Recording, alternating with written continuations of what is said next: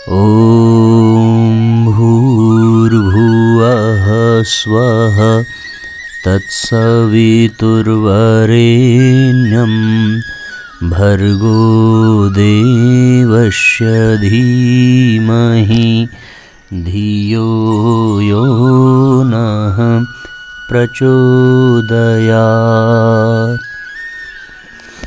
ॐ सद्गुरुचरणकमलेभ्यो नमः। परम पूज्य गुरुदेव प्रवंदनीय माता जी के सूक्ष्म संरक्षण में ऑनलाइन दैनिक स्वाध्याय के आज के एपिसोड में आप सभी का बहुत बहुत स्वागत है साथियों। अब कल हम लोगों ने एक पुस्तक पूरी की थी, जीवन जीने की कला। आइए 2023 की अखंड ज्योति जनवरी माह की इसका स्वाध्याय हम लोग करेंगे, उसके बाद फिर नई पुस्तक का शुभारंभ करेंगे।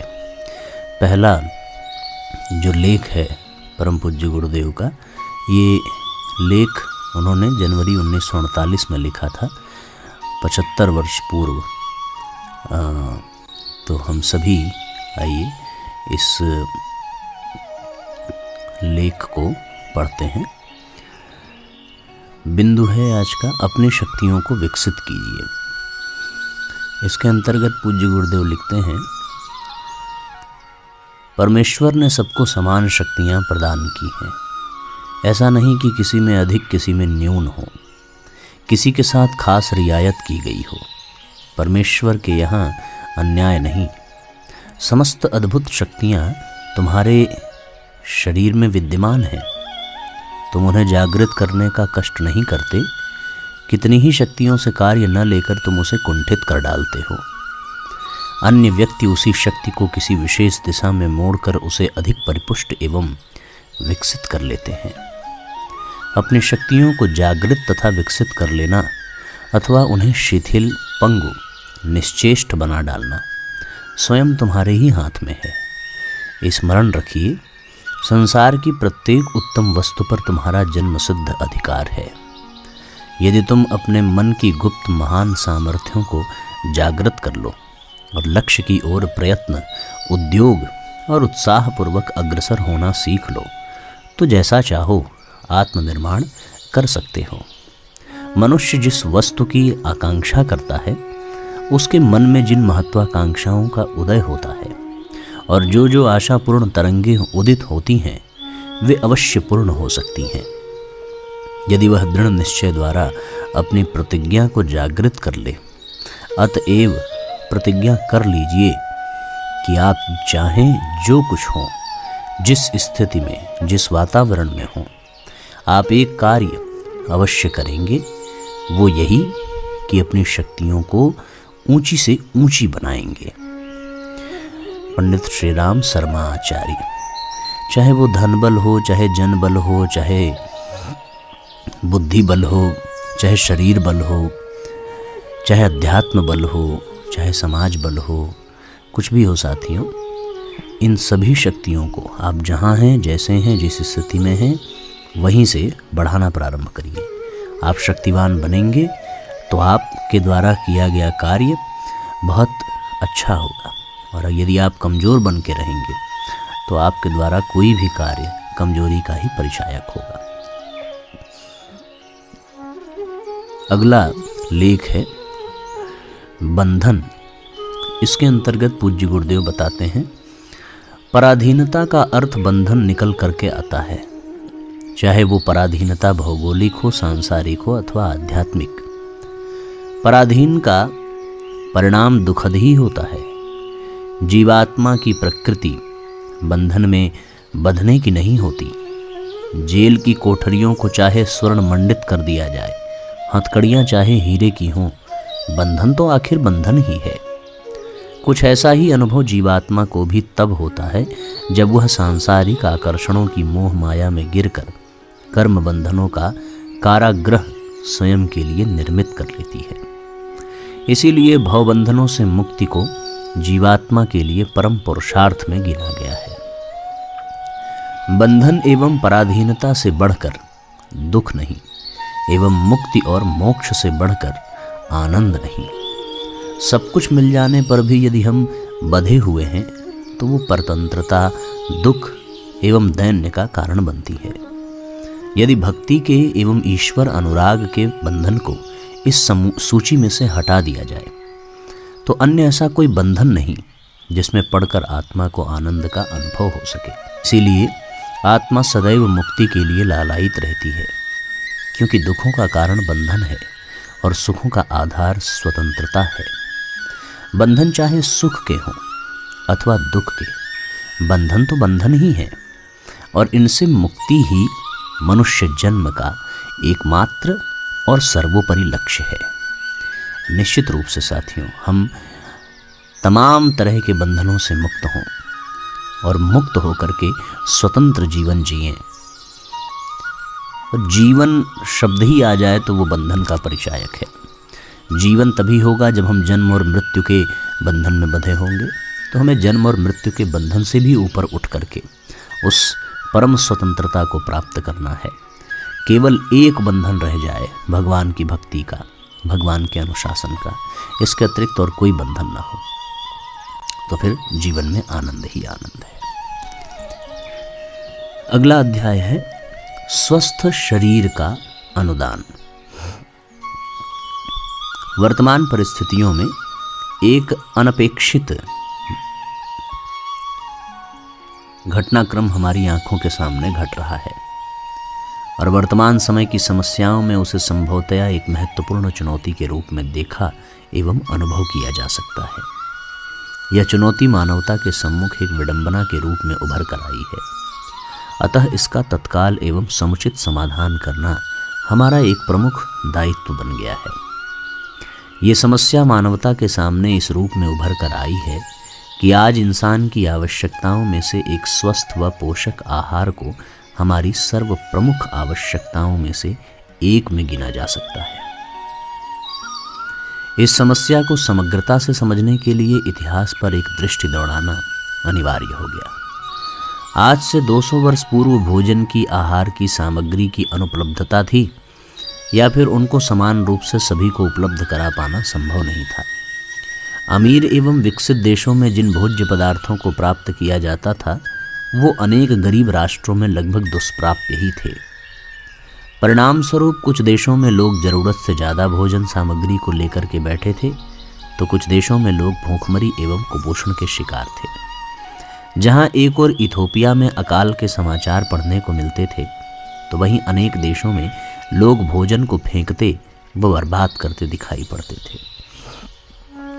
जब से आहार की उपलब्धता लगभग समान सी हुई है, तब से समस्याओं का स्वरूप बदल गया है। आज लगभग विश्व की प्रत्येक देश में मोटापे एवं असंतुलित आहार के कारण जन्म लेने वाली विकृतियां चरम पर हैं। लगभग प्रत्येक देश में औसत वजन पिछले 50 वर्षों में बढ़ा ही है। इसका एक कारण तो ये ही है कि आज लोग पहले की तुलना में खा ज़्यादा रहे हैं। फ्रोजन फूड, जंक फूड, तुरंत प्राप्त हो जाने वाला भोजन, सस्ता भोजन, ये आज छोटे से छोटे कस्बों में विभिन्न तरह के सुपरमार्केट, मॉल के माध्यम से उपलब्ध हो जाते हैं। परिणाम ये है कि उच्च कैलोरी वाले भोज्य पदार्थों को एक सामान्य परिवार भी प्रचुरता में ग्रहण कर रहा है। विश्व स्वास्थ्य संगठन के विगत वर्ष के आंकड़ों के अनुसार पिछले 50 वर्षों में प्रत्येक व्यक्ति की दैनंदिनी कैलोरी ग्रहण क्षमता 500 कैलोरी से ज़्यादा बढ़ गई है। परिणाम स्पष्ट है कि मोटापा, बढ़ते वजन, स्वास्थ्य संबंधी समस्याओं से एक बड़ा वर्ग जूझता नजर आता है। इसके साथ ही एक समस्या ये भी है कि लोग असंतुलित, असंयमित, अभक्ष्य भोजन प्रमुखता से करते दिखाई पड़ते हैं। घर में बने भोजन की जगह रेस्टोरेंट और टेक अवे जैसे माध्यमों को प्राथमिकता देने का भी यह परिणाम है कि अनेकों की कमर का अनुपात जरूरत से ज़्यादा बढ़ता नजर आता है। फिर जीवन शैली में आए बदलावों को भला कौन नज़रअंदाज कर सकता है। आज श्रमशीलता बुरी तरह से घटी है। लोग थोड़ी दूरी के लिए भी चलने के स्थान पर गाड़ियों का सहारा लेते हैं। जीवन शैली में व दिनचर्या में ठहराव सा आ गया है। कंप्यूटर स्क्रीन पर या ऑफिस के टेबल पर लोगों की ज़िंदगी का 1/3 हिस्सा गुजर जाता है और ये सभी एक एक करके अपनी दृष्टि से वजन को बढ़ाने में अपनी भूमिका को निभाते नजर आ रहे हैं। कारण जो भी हो, पर इस बदलाव के परिणाम भयावह हैं। मोटापा न केवल हृदय रोगों को, उच्च रक्तचाप को, उच्च कोलेस्ट्रॉल को, मधुमेह को जन्म देता है, बल्कि यह अनेक कैंसरों को जन्म लेने के लिए उसके पीछे का मुख्य कारण भी है। इस पर रोकथाम लगाने का एक प्रमुख माध्यम शारीरिक व्यायाम एवं गतिविधियां हैं। यहाँ पर ध्यान देने योग्य तथ्य ये है कि मोटापा हो जाने के बाद नियमित व्यायाम वजन को बढ़ने से तो रोकता है, पर उसे घटाने में बड़ी भूमिका अदा नहीं कर पाते। ऐसा इसलिए क्योंकि शारीरिक व्यायाम करने से व्यक्ति को भूख लगती है और जो कैलोरी व्यायाम के माध्यम से गंवाई गई थी, लगभग उतनी ही व्यक्ति दोबारा ग्रहण कर लेता है। इस उद्देश्य की प्राप्ति में यौगिक पद्धतियां कई गुना ज़्यादा प्रभावी सिद्ध हुई हैं, क्योंकि इनका उद्देश्य बहुत तेज़ी से कैलोरी गंवाना और फिर उतनी ही तेज़ी से इनको अर्जित करना नहीं है। ज़्यादातर यौगिक प्रक्रियाएं, जिनमें प्रज्ञा योग व्यायाम की विशेष भूमिका है, हमारे वजन को एक वैज्ञानिक तरीके से घटाने का कार्य करती है, जिससे व्यक्ति धीरे धीरे सही पर अपने शरीर को स्वस्थ बना पाता है। जो लोग इस समस्या से ग्रस्त हों, उन्हें सबसे पहले प्रज्ञा योग की आसन परंपरा को दैनिक दिनचर्या का अभिन्न अंग बनाने की आवश्यकता है। दूसरा तरीका जो बढ़ते वजन पर नियंत्रण लाने में कारगर हो सकता है, वो साथियों आहार पर है। आज पश्चिमी जगत से लेकर छोटे छोटे गांवों में लोग डाइटिंग करते दिखाई पड़ते हैं, पर यहाँ भी समस्या वही है। ऐसा करने पर भी परिणाम सफलता दिखलाते नहीं पड़ता। उदाहरण के तौर पर विगत दिनों की गई डाइट फिट्स शोध के परिणामों को देखें तो पता चलता है कि वसा मुक्त या कार्बोहाइड्रेट मुक्त भोजन भी व्यक्ति के वजन में उल्लेखनीय परिवर्तन नहीं लाते। यहाँ भी भारतीय परंपरा के अनुसार लंबे समय से चली आ रही व्रत उपवास की परंपरा ज़्यादा प्रभावी है। रविवार या बृहस्पतिवार का उपवास करने से न केवल व्यक्ति आध्यात्मिक ऊर्जा को प्राप्त करता है, बल्कि वो एक स्थिर अनुपात में वजन को घटाता भी है। देव संस्कृत विश्वविद्यालय में विगत दिनों किए गए चांद्रायण व्रत साधना के प्रयोग भी इसी दिशा में मिली चमत्कारी सफलताओं की ओर इशारा करते हैं। जो लोग आहार नियंत्रण के माध्यम से वजन पर काबू पाना चाहें, उनके लिए व्रत उपवास कल्प साधना के प्रयोग दोनों दृष्टि से अभिष्ट लक्ष्य की प्राप्ति में सहायक हो सकते हैं। इन साधनाओं को अपनाते समय फास्ट फूड, जंक फूड को वैसे ही त्यागना होता है, तो सात्विक संतुलित संस्कारित भोजन के सुपरिणाम भी व्यक्ति को प्राप्त हो पाते हैं। इन प्रमुख कारणों के अलावा कुछ लोग वजन की समस्या से इसलिए भी प्रभावित होते हैं क्योंकि उनके लिए यह आनुवांशिक कारण होता है। पिछले दिनों हुई शोधों में ये स्पष्ट हुआ है कि जिन लोगों में CREBF नामक जीन होता है, उनमें से 30 से 40% मोटापे के लिए जिम्मेदार होते हैं। चूँकि इस कारण का पता लगाना कठिन है, पर प्रयोगशाला में इसका परीक्षण भी नहीं किया जा सकता। अतः आवश्यक है कि स्वस्थ शरीर को बनाए रखने की पद्धतियों को किसी न किसी रूप में हर व्यक्ति अपनाए, ताकि यदि यह कारण भी उनके भीतर है तो इसको प्रभावी बनाने से रोका जा सके। वैज्ञानिक शोध बताते हैं कि ऐसा कर पाना संभव है। वार्डल द्वारा 2400 के करीब जुड़वा बच्चों पर किए गए शोधों का परिणाम बताता है कि ऐसा किया जा सकता है। जुड़वा बच्चों की आनुवांशिक संरचना एक जैसी होती है और उनके घर का वातावरण भी। तब भी पाया गया है कि जिन बच्चों ने स्वस्थ आहार की परंपरा को अपनाया, उनके वजन में 2 किलोग्राम से ज़्यादा की घटोत्तरी देखने को मिली। ऐसे में माता पिता की भी ये जिम्मेदारी होती है कि बच्चों को स्वादिष्ट भोजन की अपेक्षा पौष्टिक एवं सात्विक भोजन देने में पर्याप्त भरोसा रखें। वर्तमान समय में विकृत जीवन शैली एवं असंतुलित आहार के कारण मोटापा एक महामारी के रूप में उभर कर आया है। इस हेतु उपरोक्त वर्णित प्रयासों में से किसी एक को अपनी जीवन शैली का हिस्सा बना लेना हमारी जिम्मेदारी हो जाती है। जो इन स्वस्थ परंपराओं को अपनाते हैं, वे स्वस्थ शरीर का अनुदान भी प्राप्त कर पाते हैं। इस 9 वर्ष का प्रारंभ इन्हीं परंपराओं को अपनाकर किया जा सकता है। चलिए हम लोग भी विशेषकर अपने आहार, अपने विहार दोनों पर बहुत ध्यानपूर्वक निर्णय करें और अपने आप को स्वस्थ बनाएं। एक छोटी सी कहानी है। असुरों ने देवताओं पर आक्रमण कर दिया। ब्रह्मा जी देवताओं से बोले, तुमने असंयम के कारण अपनी सामर्थ्य गंवा दी है। महाराज मुचकुंद मनुष्य होने के बाद भी सेनापति पद के उपयुक्त हैं, क्योंकि उन्होंने संयम व पराक्रम में देवों को भी पीछे छोड़ दिया है। महाराज मुचकुंद की अगुवाई में युद्ध आरंभ हुआ। मुचकुंद का पुण्य बहुत था। असुर उनके समक्ष धराशायी होते चले। चारों ओर उनकी जय जयकार होने लगी। यह सुनकर मुचकुंद का अहंकार जागृत हो गया। उनके मन में अहम को पनपते देख ब्रह्मा जी को चिंता हुई और उन्होंने इंद्रदेव को बुलाकर कार्तिकेय को सेनापति पद प्रदान करने को कहा।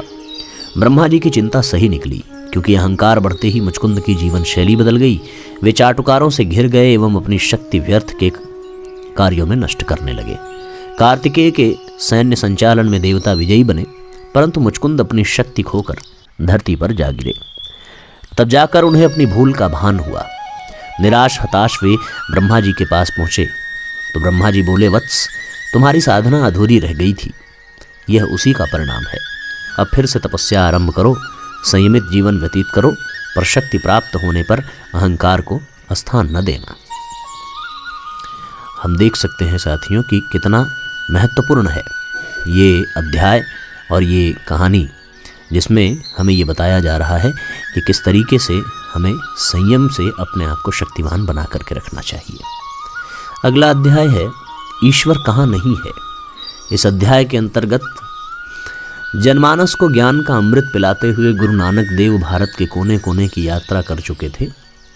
कुछ दिन करतारपुर में विश्राम करने के पश्चात उनके हृदय में भगवत भक्ति का प्रचार करने की एक नई लहर उठी।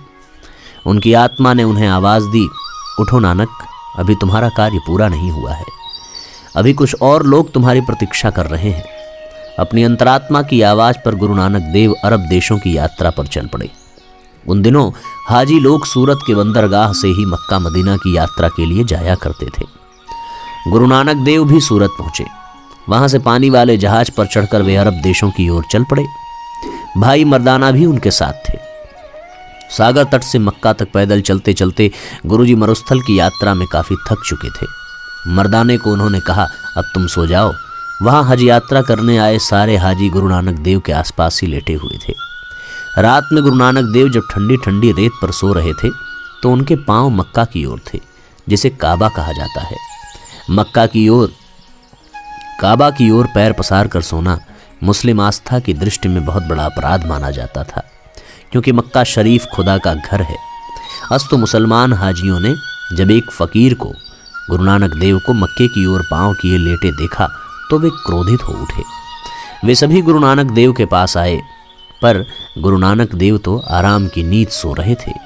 उन्हें क्या पता कि लोग उनके बारे में क्या सोच रहे हैं। हाजी लोग क्रोध से भरे उनके पास खड़े थे। उनके वश में होता तो वे उन्हें जान से मार डालते, पर गुरु नानक देव संसार में रहते हुए भी इस संसार के मानव नहीं थे। वे तो महामानव थे, वे तो महापुरुष थे, वे तो महान आत्मा थे, वे तो उच्च कोटि के ईश्वर भक्त थे। उनके चेहरे से आत्म प्रकाश छलक रहा था। उनके पास खड़े हाजियों में क्रोध से भरा हुआ एक हाजी गुरु नानक देव के पास आया और गुस्से में बोला, तू कौन है जो खुदा के घर की ओर पांव करके लेटा हुआ है? चल उठ यहाँ से। विश्राम की स्थिति में गुरु नानक देव ने अपनी प्रकाश भरी नजरें खोली, धीरे से मुस्कुराए और बोले, क्या बात है भाई? अरे तुम्हें नजर नहीं आता कि तुम खुदा के घर की ओर पांव करके लेटे हो? गुरु नानक देव ने कहा, भाई गुस्सा क्यों होते हो? मैं तो एक फकीर हूँ, मुझे तो पता नहीं खुदा का घर किस ओर है। फिर मैं बहुत थका हुआ हूँ। तुम यदि चाहते हो कि मैं खुदा की ओर पांव न करूं तो तुम ही उठाकर दूसरी ओर कर दो, जिस ओर खुदा का घर नहीं है। वो हाजी तो क्रोध से भरा हुआ था ही। उसने बड़े क्रोध और नफरत से गुरुजी के पांव को उठाकर दूसरी ओर कर दिया। पर ये क्या, वो हाजी जिस ओर गुरुजी के पांव घुमाता, मक्का भी उसी ओर घूम जाता। हाजी ने समझा, शायद ये मेरी भूल है, शायद मैंने पांव घुमाए नहीं होंगे, इसलिए अभी भी पैर मक्का की ओर ही है। उसने एक बार फिर घुमा दिया, मगर खुदा का घर फिर उसी ओर घूम गया। वहां खड़े सभी हाजी ये देखकर दंग रह गए। वे चुपचाप खड़े थे। ये चमत्कार देखकर हाजियों ने सोचा, भला ये कैसा व्यक्ति है जिसने खुदा के घर को हिला दिया? ये जरूर कोई पहुंचा हुआ फकीर है। वहां खड़े सभी हाजी गुरु नानक देव के चरणों में गिर पड़े और क्षमा मांगने लगे। ये बात वहां चारों ओर फैल गई। दूर देश से आए हाजी, काजी, मौलवी आदि गुरु नानक देव के पास आने लगे। वे सभी गुरु नानक देव से वार्तालाप करने को उनके पास बैठ गए, पर वार्तालाप के बहाने वे सभी वास्तव में गुरु नानक देव की परीक्षा लेना चाहते थे। अंतर्यामी गुरु नानक देव उनके मनोभाव को समझ चुके थे। वहां उपस्थित लोगों में एक काजी ने प्रश्न किया, आप हिंदू हैं या मुसलमान? मैं न हिंदू हूं और न मुसलमान, मैं तो ईश्वर का पैदा किया हुआ एक प्राणी हूं। मैं उस ईश्वर का सच्चा सेवक भर हूं, गुरु नानक देव ने उत्तर दिया। काजियों ने फिर प्रश्न किया, यदि आप कुछ नहीं हो तो बताओ, हिंदू मुसलमान में से अच्छा कौन है? दोनों एक ही ईश्वर के द्वारा पैदा हुए प्राणी हैं। उन्होंने आगे कहा, ईश्वर तो प्रेम का सागर है। जहां प्रेम है वहीं ईश्वर है, और जहां नफरत है वहां शैतान है। प्रश्न ये नहीं कि ईश्वर कहाँ है, प्रश्न ये है कि वह कहाँ नहीं है। वह तो हर प्राणी की आत्मा में विराजमान है। वह सर्वत्र है, वो सर्वव्यापी है, वह निराकार है। ब्रह्म कहाँ नहीं है, वह यहाँ भी है, वहां भी है। वह पास भी है और दूर भी। वह तो ब्रह्मांड के कण कण में व्याप्त है। इसलिए ईश्वर की पूजा करनी है तो मन से नफरत और हिंसा को निकालकर हृदय में प्रेम भरकर उसकी पूजा करो। ईश्वर की पूजा प्रेम से ही की जा सकती है, और उन्हें प्रेम दृष्टि से ही देखा, समझा और अनुभव किया जा सकता है। गुरु नानक देव की बातें सुनकर वहां उपस्थित सभी हाजी, काजी, मौलवी हतप्रभ थे और विस्मित भी। गुरु नानक देव को सुनकर उन्हें यह समझ में आ गया था कि वास्तव में ईश्वर सर्वत्र है, व्यापक है। वह प्रेम स्वरूप है, ज्ञान स्वरूप है, आनंद स्वरूप है। अंततः वे सभी गुरु जी के चरणों में नतमस्तक हो गए। अद्भुत प्रसंग है भैया। ईश्वर सर्वत्र है, सर्वदा है। ऐसी कोई जगह नहीं जहां वो ईश्वर ना हो। नन्हा सा बालक हर रात आकाश को निहारता रहता था। उसकी माँ उसे रोज ऐसा करते देखकर उससे बोली, बेटा तुम ये आकाश में क्या देखते रहते हो? बेटा बोला, माँ मैं आकाश में सितारे गिनने का प्रयत्न करता हूँ, पर आकाश इतना विराट है कि मैं तारे गिन ही नहीं पाता। माँ प्यार से उसके सिर पर हाथ रखते हुए बोली, बेटा ये सितारे गिनने के लिए नहीं बल्कि इसलिए बनाए गए हैं ताकि लोग उन्हें देखकर स्वयं भी प्रकाश पूर्ण जीवन जी सकें। इस तरीके से साथियों आज का स्वाध्याय पूर्ण हो गया है। हम लोग यहीं पर विराम देंगे। आइए गायत्री मंत्र पढ़ें, आज के सत्र को विराम दें। ओम भूर्भुवः स्वः तत्सवितुर्वरेण्यं भर्गो देवस्य धीमहि धियो यो नः प्रचोदयात्। सभी आत्मीय बंधुओं को बहुत बहुत प्रणाम, बहुत बहुत धन्यवाद जुड़ने के लिए, स्वाध्याय करने के लिए। अधिक से अधिक शेयर करना न भूलिएगा, अधिक से अधिक लोगों तक भेजना आवश्यक है ताकि सबको ये दिव्य लाभ मिल सके। नमस्कार, शुभ रात्रि। ओम भूर्भुवः स्वः तत्सवितुर्वरेण्यं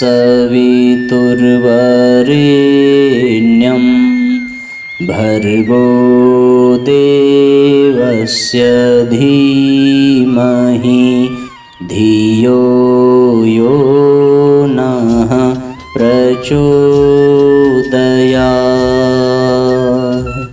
हम ईश्वर को सर्वव्यापी न्यायकारी मानकर उसके अनुशासन को अपने जीवन में उतारेंगे। शरीर को भगवान का मंदिर समझकर आत्मसंयम और नियमितता द्वारा आरोग्य की रक्षा करेंगे। मन को कुविचारों और दुर्भावनाओं से बचाए रखने के लिए स्वाध्याय एवं सत्संग की व्यवस्था रखे रहेंगे। इंद्रिय संयम, अर्थ संयम, समय संयम और विचार संयम का सतत अभ्यास करेंगे।